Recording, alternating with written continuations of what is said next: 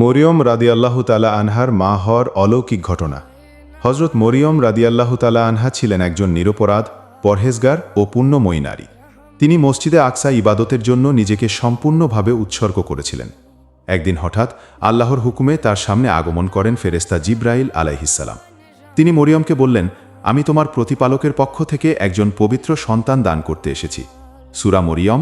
একথা শুনে মরিয়ম বিস্ময়ে বললেন, আমার সন্তান হবে কিভাবে?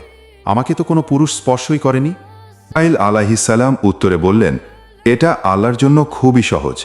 তিনি যাকে চান সৃষ্টি করেন। তিনি শুধু বলেন হও, আর সঙ্গে সঙ্গে তা হয়ে যায়। এরপর আল্লাহর হুকুমেই মরিয়ম রাদিয়াল্লাহু আনহু গর্ভবতী হলেন একজন পুরুষের সংস্পর্শ ছাড়াই। তিনি চলে যান শহরের বাইরে এক নির্জন স্থানে। একটা খেজুর গাছের নিচে প্রসব বেদনায় কষ্টে কাতর হয়ে মরিয়ম আল্লাহর দরবারে ফরিয়াদ করেন। তখন আল্লাহ তার জন্য একটা ছোট ঝর্ণা প্রবাহিত করে দেন আর বলেন, খেজুর গাছটি ঝাঁকাও, তোমার জন্য পাকা খেজুর পড়ে আসবে। এভাবেই তিনি পান খাবার, পানি আর ফিরে পান শান্তি আর ধৈর্য। অবশেষে জন্মগ্রহণ করেন ঈসা আলাইহিসসালাম, একজন মহান নবী। তার জন্ম ছিল এক অলৌকিক নিদর্শন, যা আজও ঈমান ও বিশ্বাসের এক মহাপ্রমাণ।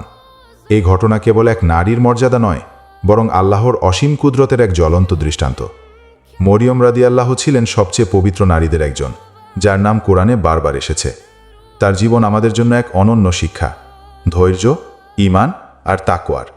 এই ঘটনা যদি আপনার হৃদয়ে ছুঁয়ে যায়, তাহলে একবার হলেও বলুন সুবহানাল্লাহ। আর মনে রাখুন, আল্লাহ যার জন্য চান তার জন্য অসম্ভব কিছুই নয়। তার উপর ভরসা রাখুন, ধৈর্য ধরুন, আপনার জীবনের অলৌকিকতা আসবে ইনশাআল্লাহ। পুরো ভিডিওটা যদি আপনার ভালো লাগে, তাহলে শেয়ার করে দিন অন্যদের সাথেও।